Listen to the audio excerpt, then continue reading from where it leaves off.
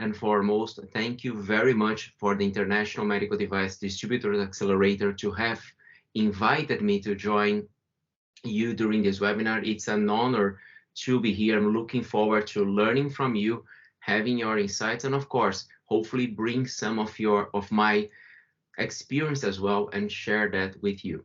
My name is Ernesto Nogueira. I am the CEO and founder of two companies, ValueConnected and Genex AI. Genex AI is more like a startup company, which has started recently. I'm going to discuss more about that. And ValueConnected is an established company that celebrated 10 years last June this year. And it's now currently the #1 company in Europe for value demonstration. But the goal here is to discuss value-based healthcare, value in itself, and artificial intelligence.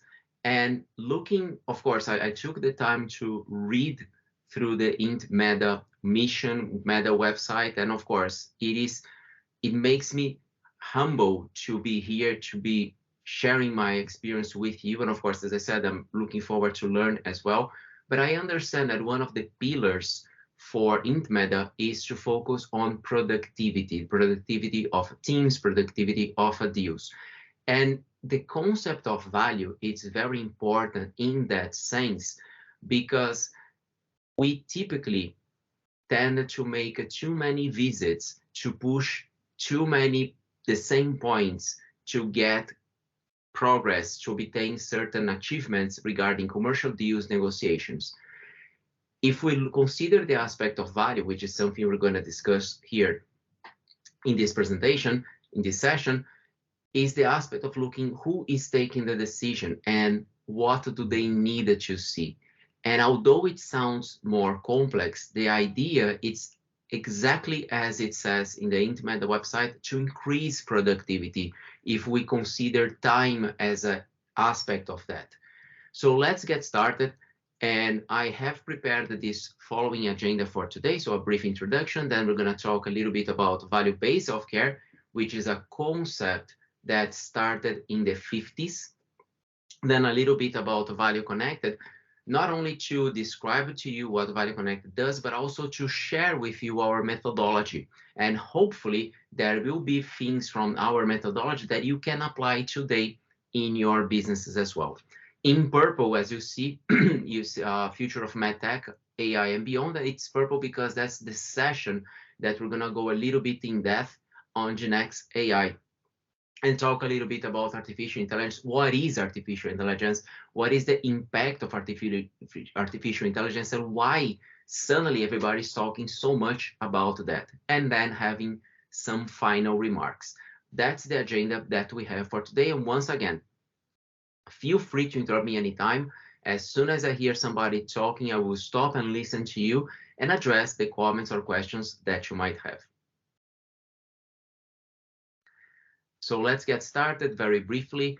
I've been working in the industry for 27 years now. I started my career selling medical devices, selling sutures actually, because I used to work for Ethicon at Johnson & Johnson. And I'm originally from São Paulo, Brazil, where I am right now. I did my MBA at the University of Texas at Austin, and you can say MBA, my Brazilian accent, or making babies in America. That both apply to me because my oldest son was born in Austin, Texas. And I'm based in The Hague, the Netherlands. My youngest son was born in The Hague, the Netherlands. And that's a little bit about my background. But what I wanted to highlight here is that I strongly believe there are two schools in life. One school is the formal school that we go to the university and we learn. We go to a certain institutions, or we have, of course, remote learning, distant learning, which works just as fine. But also the other school that I consider are the streets, to definitely sell devices, carry a bag, learn how to negotiate. And those are the two aspects that we aim to bring with ValueConnected and also with Genex AI. Talking about ValueConnected, the mission of ValueConnected is to reduce the time it takes for patients and providers to have access to medical technologies. When I say provider, I mean institutions, hospitals, clinics, rehabilitation centers, or medical professionals, nurses, physicians, doctors, surgeons. And the way that we aim to do that is, as I said, to combine the sales experience with market access knowledge. Everybody working at the ValueConnected, we now have 37 associates. Every one of the 37 associates has sold a medical technology before. We also focus on the entire patient pathway, not only on what your solution will do at that moment, but how does it impact the entire patient pathway, which is a concept that we're going to explore more and more. One of the reasons that I founded ValueConnected, with all the respect for all the companies that are there, is because I don't know if there was a comment or just a microphone that was open. Hi, Rachel. Someone just joining, yeah. Yeah. So free, Ernesto, to continue. Okay, I will continue. Sorry, because I don't see the camera, so I will always stop when I hear some noise. But thank you so much for joining. So another thing is that one of the reasons that I started ValueConnected is because I did not like consulting companies. I do not like the term consultant. I do not like the term consulting. And I had some not so good experiences with consulting companies before, again, with all the respect for consulting companies. But ValueConnected is not a consulting firm. It's a firm made of implementers. And we are the #1 company based in value demonstration.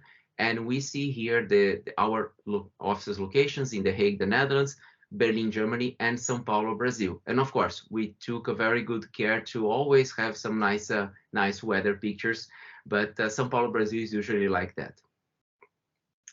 Let's talk a little bit about value-based healthcare. And once again, value-based healthcare is a concept that was initially introduced in 1953, not as a value-based healthcare term. This term was coined by Michael Porter later on. But the concept that we should look into the results and outcomes that we are doing in healthcare, and see if these results are worthwhile to invest more. But before we started digging about value-based healthcare, I wanted to give a highlight about our industry, the industry of ValueConnected, the industry of all of you, members of IntMeDA, which is the medical technology industry. The medical technology industry in Europe only launches one new product every 37 minutes. So by the moment we finish this session, there should be 2 new medical technologies launched in Europe. What happens is that the medical technology is the most innovative industry in Europe, but this has certain consequences. Payers and providers, when they see a new medical technology come into the market, the initial reaction is, oh my God, another medical technology. So I know we are very much passionate about innovations, about bringing technologies in the market, and we should be, and we should use this passion as the foundation or the initial layer to build upon our strategies, our actions. But having an innovative medical device only in itself, it's not sufficient, and in fact, it will backfire on you. Now, this has created some consequences. When I started selling medical devices, and this was in 1997, when I started selling, I was working with J&J at that time, and basically, I would focus on the brand of my product. I would say, no, this is from J&J, and this product from J&J or from Covidian at the time, or Medtronic or other companies, we are the only ones to have these technical features. Our product in certain aspects is unique. We do not have anything that compares to us, and that worked really well.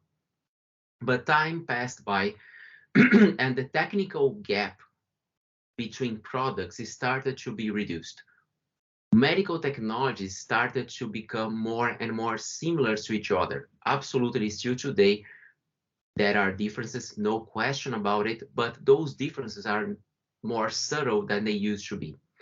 And then we in the industry, and I love to say this, we in the industry, we created a new role. We created a new job title. And this job title that we created is called the key opinion leaders.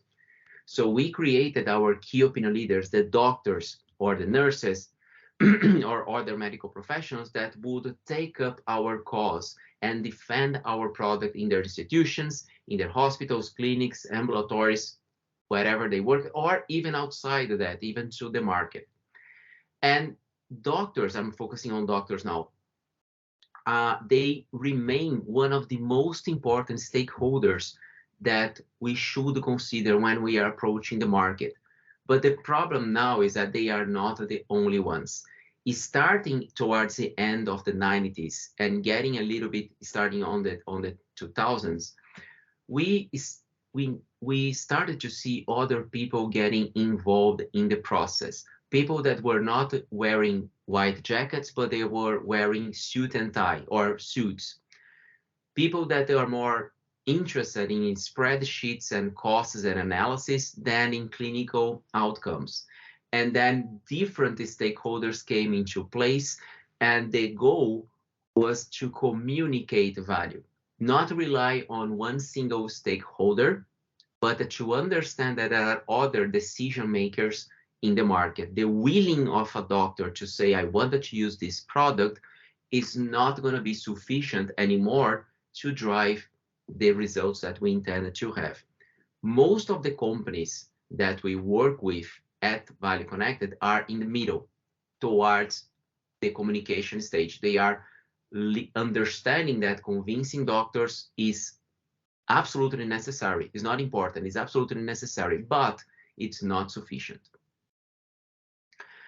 But we're talking about value. What is value after all? And the value is the answer to the question, why should I choose your medical technology? And it's important to look into the word choose here, because if I'm a payer, I will choose your technology to be funded. If I am a doctor, I'm going to choose your technology to be used. Or if I am a patient, depending on the technology, I'm going to choose your technology to buy your technology if it's a digital app, for example. But the aspect is that the right answer depends on who is asking. But one rule of thumb that we have is that value messages, they always include numbers. If you come to the market and say, I have a medical technology that can improve patient outcomes, this is a marketing statement, and there is nothing wrong with that. And this is very important. It opens up many discussions, but it's not a value message. A value message or a value statement would say something like, our product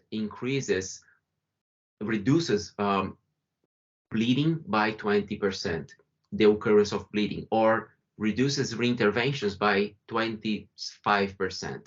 Those numbers, those are the figures that we needed to extract in order to support our value message, and we're going to see some case examples today. But we're talking about the value, we're talking about the importance, but why so much focus on price? Just so that you know, medical technology on average, because if it's an implant, it's going to be a little bit more, but on average represents less than 10% of the total costs of healthcare. The biggest portion of total costs of healthcare are related to structural costs, such as the hospital room, the ICUs, and the second one are physician fees. If you wanted to know more or you wanted to have the references for those, please let me know. They are in the MedTech Europe, and I will be more than happy to send those references to you. My email will be presented at the end. But my point is that, okay, not everybody knows that the price of medical technology is not the biggest cost driver. That's for granted, but why so much focus on price? And this is something that we have realized again with our experience in sales, and I'll be more than happy to hear from your opinion as well. So first of all, it's part of the game. So when you're going to procurement, when you're going to negotiations, price is part of the game, and it's always like, okay, you know, we are opening this tender, and institutions who open the tender, they tend to call at least one or two low-cost providers in order to drive prices down. So that's very much part of the game. The other thing is that the price is the first data to appear. Of course, if your products come with a price tag. So we look into the price tag, the purchasers, buyers, they look into this and will say, okay, this is 100, the other is 200. Why is that difference? So that's very typical. What is not so obvious is that the salary of a physician, the cost of a hospital bed per day, which it's actually now in Europe at least 100 euros per day, an empty hospital. And if it's an ICU, it's going to be twice as much as that. So for example, I'm using a device that costs 500 euros, but I can reduce one ICU stay. Well, your net profit as a hospital would be something around 1,100. So 1,600 minus 800, 500. So that is something that it's typically not considered because the cost of healthcare does not come with a price tag, but our products do. There are, of course, the aspect of we're talking to the wrong person, a person that is genuinely interested in price, and we needed to overcome this situation. But the most important aspect is that when people are questioning the prices of your medical technologies, because they don't understand the value that you are bringing. And it is our responsibility to demonstrate that value. And once again, what is value? The answer to the question, why should I choose your medical technology? And we're going to see in this session a little bit later some of the strategies that we use. But basically, looking into this aspect of commercializing medical technologies, we have basically two paths that we can take. We can either propose a lower price or to demonstrate the value. And what is interesting is that if you choose one, you cannot choose the other. If you choose to lower your price, you will have an immediate effect. People will purchase your device. Your device is low cost, but you do not create value. Basically, you're saying, listen, buy my product because it's cheap. If you demonstrate value, it will take time. It will require investment, but you will basically justify the price of your product. And once you do that, the perspective ahead is very much different than if you lower your price, because the expectation of your lower price is that you are going to keep lowering that. Expectations, if you demonstrate the value, is that, okay, I want you to bring more value to me, which usually means I want to purchase more of your technology. Talking a little bit about ValueConnected, now I'm going to ask a question to all of you.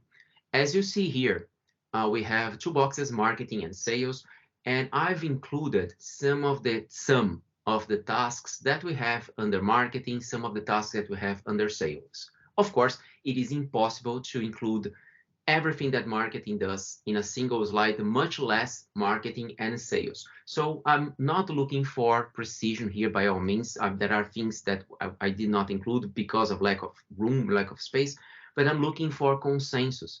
And my question for you is that when you look into this slide, marketing and sales, is there something that you do not agree with? That you think it's wrong, or marketing should not segment the market, sales should not develop customers, or no, overall you are fine with this, you would feel comfortable moving ahead with a slide like this. So I just wanted to have a couple of feedbacks from you if you are okay, or if there is something that is definitely wrong in this slide. Once again, I know there are things missing, but I'm looking more consensus if the content seems okay for you. So some comments, please. Yeah, hi, this is Jerry, and I'm perfectly fine with the content in both boxes. Okay, thank you so much. One more person.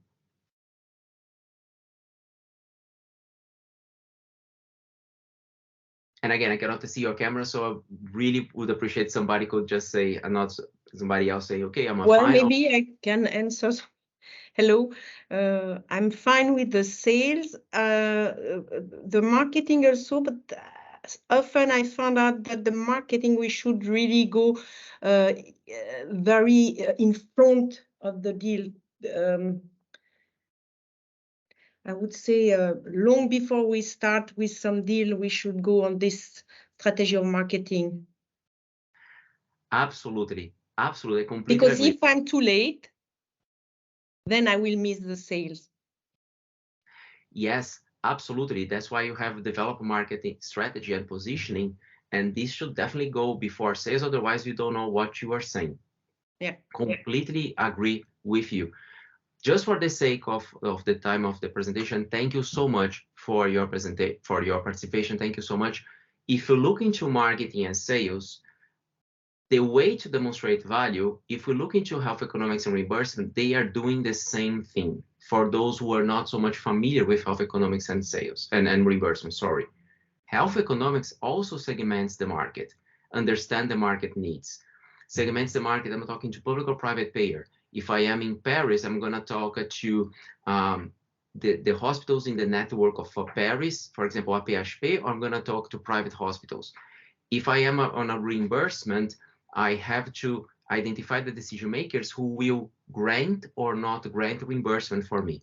The difference between the blue and the orange part, and that is not a coincidence why we have a logo of ValueConnected, is that we needed to consider the perspective of clinical decision makers, but also those who are economic decision makers. So my point here is that if you are already working on marketing and sales, and I understand that there are nuances, there are differences, the way that each company works, absolutely. But if you're working on marketing and sales, you are automatically ready to work on engaging decision makers with health economics and reimbursement, which are basically the same as marketing and sales. And that's the foundation that we have for value demonstration. The approach that we use, and again, this is the way that we engage projects with ValueConnected, but my goal here is to share with you these aspects so maybe you can even absorb that and apply that in your companies, is to have a tripod. So placing the value in the center and having a tripod, 3 columns, which is partner, patient journey, and payment pathways. Partner, that if you demonstrate value, your clients will immediately perceive you as partners, not as a suppliers. Because at the moment you're demonstrating value, you are supporting your clients to address their needs, either to reduce costs, improve outcomes, improve productivity, efficiency in this case. So if you are doing that, you're not merely a supplier. Patient journey. By understanding the entire patient journey, I'm going to even go back to that a few times during this presentation. This is a very important concept because by the moment that you place the mindset of understanding what is the impact that my technology has on the entire patient journey, not only on that moment of diagnostic or therapy, if you understand the patient journey, you automatically shift away from price. You will start automatically discussing value. It is impossible to focus on price only if you are discussing patient journey. And payment pathways is understand how your technology can get funded. Reimbursement, hospital budget, other aspects, those are the pillars that we use. And in order to do that, those are the products that we have in ValueConnected. I'm going to go very quickly with that. And as our colleague even mentioned, it's important to have a strategy because before getting into action. If we look into a very simplified roadmap for launching a product that starts with, okay, I received the CE mark, I'm going to develop my strategy, I'm going to allocate the budget, I'm going to focus more on this country or this city or these teams or this product. Then I start engaging. Then I develop further training to my sales based on the feedback, and I do some other launches of new versions of the solution. If we look into that, value dossiers, which is our products are these 4 at the bottom, are creating the right materials for the sales teams in order for them to always have a uniform answer to why should I use, why should I choose, why should I pay for your technology. Having this digital or printed, if you will, value dossier which compiles all the evidence. The market roadmap is an analysis that we identify, we look into different markets, could be in the same country or across Europe or across the globe, and identify which are the ones that represent a better opportunity for your technology, a short-term opportunity or long-term if that's the case.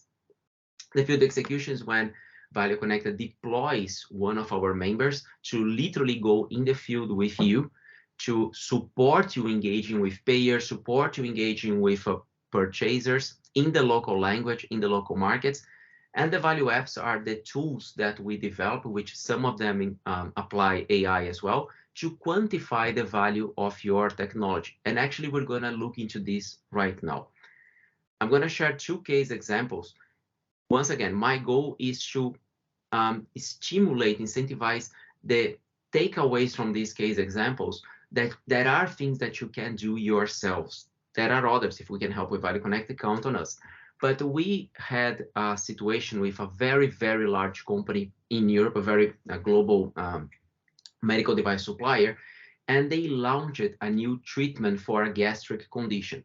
But there was nothing similar to that treatment in the market. That condition was not treated, was only monitored until it reached a point that it would become cancer in a certain percentage of cases, and a surgery would be needed. But there was no treatment to avoid that condition to progress into cancer. They launched that. Sounds great, but here's the problem. Previously, diagnosing a patient, and this was in the UK, diagnosing a patient would cost between £900 and £1,800 per patient per year. Now comes this new treatment, and this new treatment will cost for the first patient £43,000. Why for the first patient? Because there is a capital equipment investment and then £3,000 approximately for each patient. So the next one would increase the cost to $46,000. By the moment you see that 900, 1,800 to £43,000, even if you're talking about clinical outcomes, it's very important to highlight that the difference is very significant. And the reaction from hospitals in the UK to our clients will say, listen, we like your technology, but we don't know if we can afford that. It's a risk. I mean, we don't know if we have the budget. And that's one of the reasons why we developed this value app. Of course, this value app is anonymized, but the real value app, which now they are using in iPads and laptops, is very much similar to that. And what we do, as you remember, value messages, they include numbers, is that we recreate the business model of a hospital, of this specific hospital, for this situation in the value app. And we show to the hospital how many patients are required to break even, the total savings, the impact of hospitalization, other aspects as well. And there is some aspects of neurolinguistic here, which we don't need to go into details. But my point is that by the moment you are doing this, you understand the business model of your client and you replicate that in a tool, you are doing the work of your client. As you can see here in the middle of the screen, purchasing departments, when we showed that to a hospital in the UK after the tool was ready and we worked with the company, the purchasing manager said, listen, you are doing our job for us. And this is great because we do not have the time to assess all technologies. So what he was saying is that he no longer saw the company as a provider. He saw the company as a partner, helping him in this case to do his job. And the results were that in the first year, sales increased by 23%. And this was in 2014. Until today, they use this tool. The last case example is an app that was developed by a traditional, a traditional medical technology company used to manufacture physical products.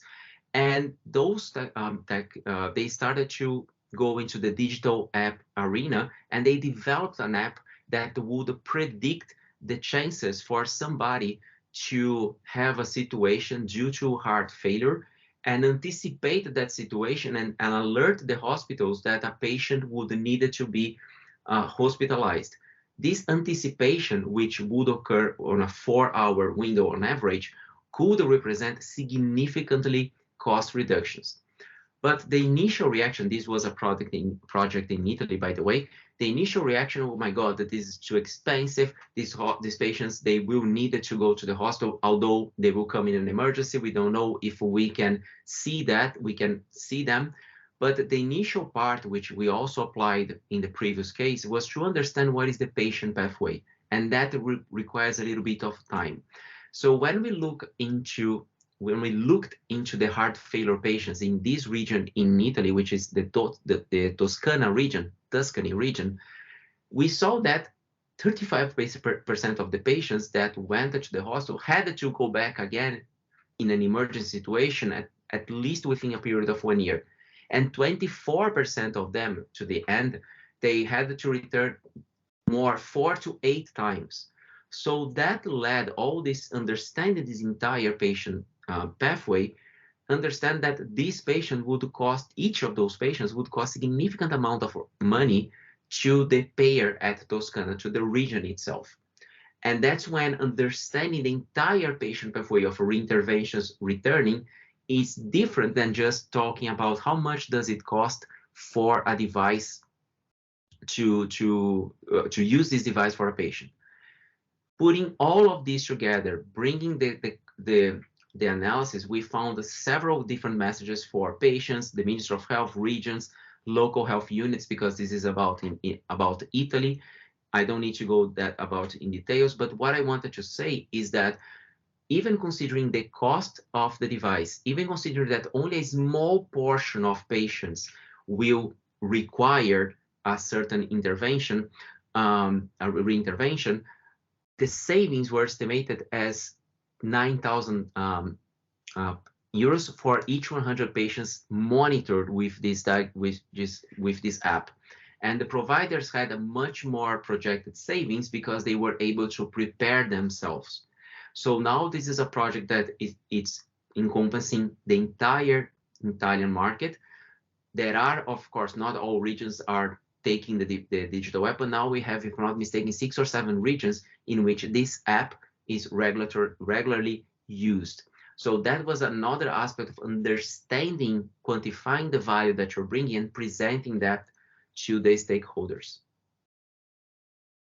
And now we go into artificial intelligence. And before we go into artificial intelligence, I will ask another question for you. This is a chart that represents, and I hope nobody's afraid of flying because it's one of the safest things that we can do in this life. But this chart shows the annual fatal accidents per million of flights. So as we see in, for example, in 1961, we had about, I would say 5.8 fatal flight accidents for each million flight, which is very, very low. But what we see is that nowadays we have 0.04. So basically we can fly in an airplane for the entire of our lives. The chances of having a fatal accident are very insignificant. But my question for you is regarding this period here. As you can see, something has happened in the 60s that the rate of accident went from a little bit more than 10 to something like 2.54, maybe a little bit more, a little higher than 3. Of course, we see that the fatal rates continue to decrease, but something has happened here. And my question for you, and let's open up for a few comments, is that do you know what drove so drastically the fatal accident rates? Or in other words, what was the single factor that significantly increased the safety of a flight? Any ideas, any thoughts? Yeah, I would say the technology shift, computers on the plane. Computers on the plane. Very good. Anyone else? I would guess flight simulators and training of pilots in theory. That's absolutely a very important aspect. Anyone else? Sharing the accident between the different country, like if there is a crash accident, then everybody is solicited to see what was the accident to not making it again, something like this. Makes total sense, absolutely. It's a practice that, of course, continues until today, but hopefully not as frequently as it used before. Any other final thoughts? 1, 2 more people? I would say use of the autopilots. Very good. And that was the precise answer, the autopilots. So let me go back here to computers. Computers, all these questions, or excuse me, all these points, the computers, the flight simulator, the sharing accident data, and autopilots, they all, you're absolutely right, all of you, they all positively impacted the safety of flights. However, computers were used before, since World War II. Flight simulators, they were also using flight simulators, sharing accident data, absolutely, but the autopilots, they started to be commercialized, commercially applied in the 60s. And that changed the focus of pilots to look, instead of looking into dozens of gadgets, instruments, if you will, now they would be looking only into a few gadgets, only into a few instruments. I take the KLM flight between Brazil and the Netherlands at least 10 times a year because we're based in the Netherlands, but we have an office in Brazil. So I fly back and forth. It's a 12-hour flight, 12-hour flight. There was this day that I went to the pilot because I could not resist the curiosity and I asked the pilot, okay, this is a 12-hour flight. How long do you literally pilot the airplane in this 12-hour flight? How much time do you spend literally piloting the airplane? And the pilot told me 1 minute. The co-pilot said, no, come on, don't exaggerate, 1.5 minutes. That's the time that a pilot told me they spent in a 12-hour flight, literally manually operating the flight. Of course, if there is something wrong, they will intervene, they will look into that, but on a normal flight, the airplane will fly itself. And autopilot is a form of artificial intelligence. And that power is coming to healthcare, especially after COVID, because healthcare, although there is such an innovative rate, especially for medical technologies, it is a very traditional field, a very traditional industry. Looking into artificial intelligence, excuse me, and that's a very simplistic explanation, by the way. Artificial intelligence is basically anything that we use that has in computer. For example, your Excel spreadsheet that has a formula, that's an artificial intelligence, intelligent software that will follow a certain set of rules. However, if your technology can learn, and that's the biggest difference, if you can learn and adapt itself, but learning from the examples, and these examples are always going to be the same, then we have the machine learning. So for example, understanding pictures of tumors and finding those tumors in X-rays, that's one type of machine learning. But if you are combining different data, I do not want only for my software to look into images. I wanted to consider the image, but also the history of the patient, what the patient is taking, comorbidities. If there are different aspects, we get closer to our intelligence, the human intelligence, which is the deep learning, the neural networks. And that's where GenXAI stands.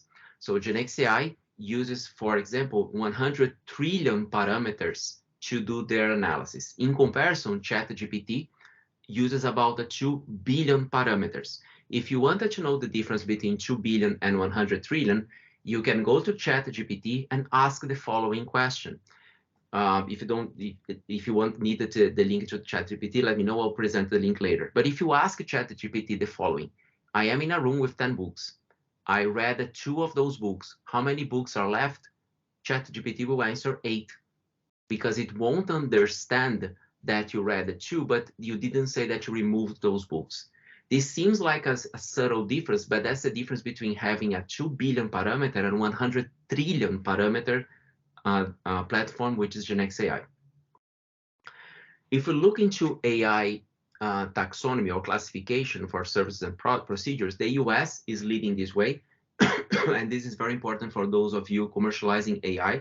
There are 3 categories of AI, 3 general categories. If you have an AI solution that detects clinical relevant data, but does not give a precise diagnostic or precise conclusion. For example, I look into this image and there is something wrong in this image. That is called assistive AI. It requires the intervention of a medical professional to validate that. And we have a lot of computer-aided detections on that aspect.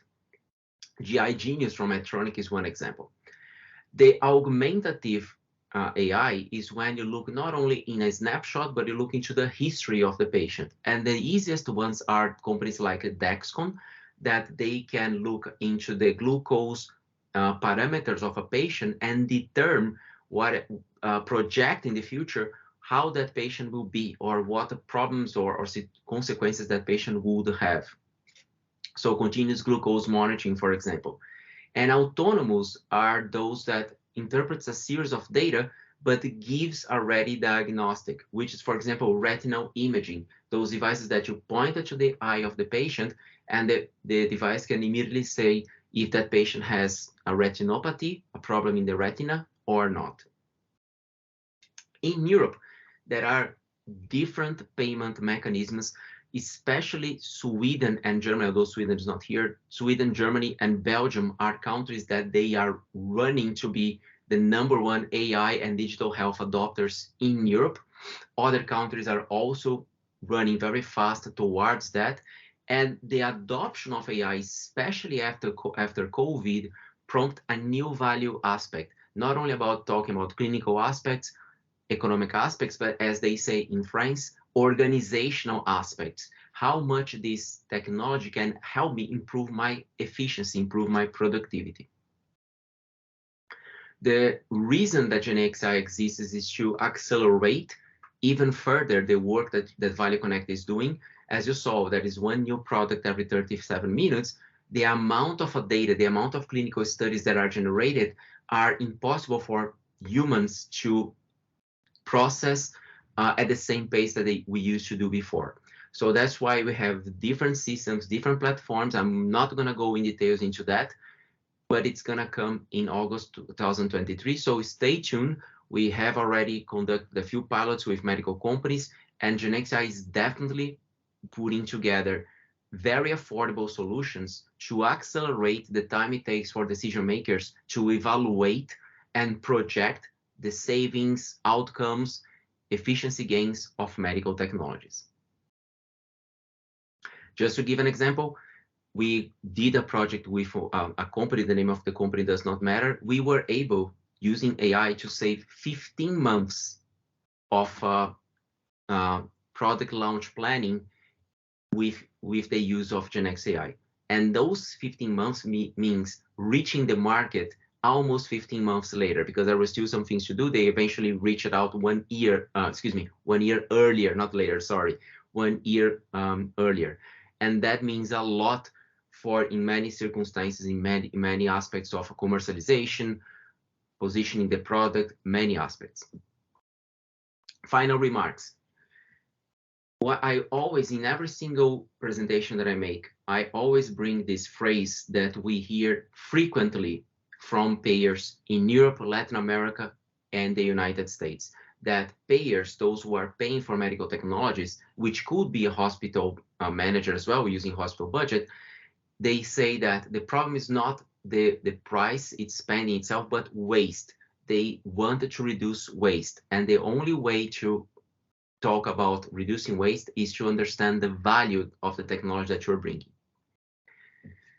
So some takeaways here is that, especially if you're a distributor or you're commercializing medical technologies, understand the needs of the people that you are talking to.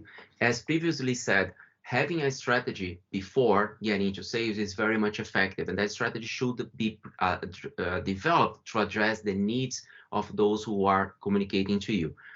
What are their needs?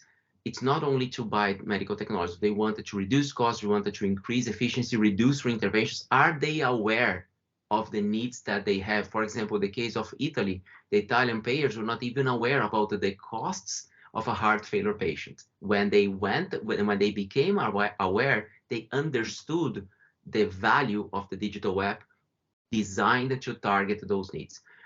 And regarding the don't start talking about how great your technology is, because again, every 37 minutes, there is a new medical technology in the market. Don't expect people to read all the materials, clinical studies that you say, but be prepared to summarize that for them. And the key points to remember, and this comes from our experience, this is the second to last slide, the market is much more sophisticated than before. This is not the same market that we used to sell in the 90s or in the 80s. And I can say that from my own experience. The way that people are evaluating medical technology is very much different. And it's important that we adapt and live up to these expectations. Understanding how your technology is going to get paid, meaning reimbursement, budgets, understanding who and how your technology is going to get paid for, it's understanding the business model of your clients. And this gives you a significant competitive advantage. If you focus on the entire patient journey, what will happen next once the patient is treated or diagnosed with your patient will be your best ally to shift the discussion from price to value. Oh, how much your product costs? X. However, once you use that, you can reduce several interventions along the way, or you can make sure the patient leaves the hospital earlier, things like that. And finally, that is never a one-size-fits-all value message. There are different stakeholders in the market, as we saw, and we need to be prepared to engage with all of them. So the take-home question, this is my last slide, is that ask yourself, how do you explain the value of your solution to the different market stakeholders? And while you're thinking about that, I just want to share this quote from Abraham Maslow from 1966. And the quote is, if the only tool you have is a hammer, it is tempting to treat everything as if it were a nail, which is exactly the opposite of the value concept, value-based selling. Having said that, thank you so much. I'm going to stop presenting in a second. Those are my emails here. If you wanted to contact me, either of them will work.